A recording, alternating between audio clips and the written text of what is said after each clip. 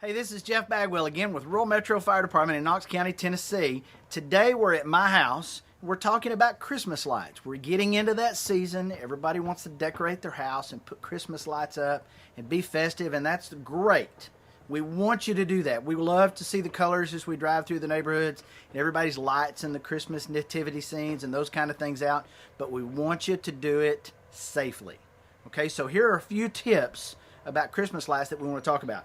One is about the lights themselves. Okay, a lot of people don't think about it, but Christmas lights, lights that you put outside or inside, they have specific uses. So they'll say on the box, indoor or outdoor use. So I've got a couple here that I found at Walgreens. This is a 20 count battery operated light, and you'll see at the very bottom it says indoor use.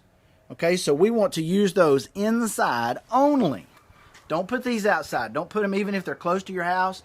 Don't put them anywhere outside where the moisture or the dampness from the rain or the weather could impact these lights.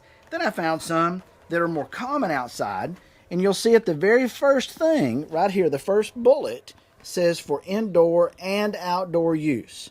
So these lights are good universally. You can put them outside in your trees. You can put them out on your shrubs. You could also put them on your Christmas tree inside, whether it be artificial or live, either one.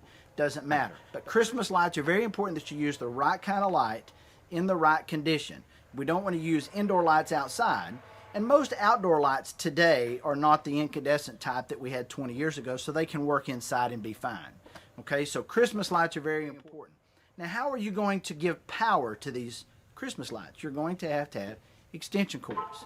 Okay, one of the number one things that can get a fire going quick, okay, and start a house fire is the extension cord and an improper use of an extension cord. So I've got a couple here I want to show you. Okay, first let's look at one that is specifically geared toward indoors. Okay, we've all seen these. Okay, we were talking about space heaters earlier. This is something else you don't use. We don't use an extension cord to plug a space heater in. All right, that's a no-no. This is an indoor extension cord. Okay, it's very obviously it's not heavy duty. Okay, and look right here on your hazard sheet. Okay, it tells you specific things to do to be safe while you're using this extension cord. Okay, and I want you to see one more thing. This blue tag right here.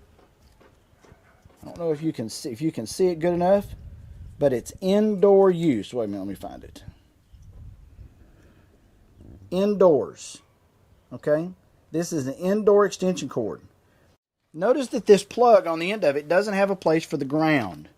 Okay, so we can't draw a whole lot of amps out of this extension cord. When we draw more amps, we tend to overload circuits and breakers in our house that can cause them to trip and can cause a fire hazard. Okay, and then the other extension cord I want to show you, this is clearly an outdoors, right? We've seen them at Lowe's, seen them at Home Depot. Clearly an outdoor extension cord. It has a tag on it as well, just like the other one, that says for outdoor use. Okay? Anybody can see the size difference between these two extension cords. Which one's designed for outdoor use in the weather as opposed to one that's designed to be inside. Okay? Something else that's very important. We don't want to take extension cords, we don't want to run them underneath rugs. Put tape over them, hold them down. We want to let those cords have air and not get abrasive marks on those extension cords, because eventually what it will do is wear through this insulation, get down to the bare wire, create a spark, start a fire. And if you've got a rug running out over the top of it, clearly now we have a fire hazard because we have some form of a flammable object over top of that that's going to now create a spark or a fire.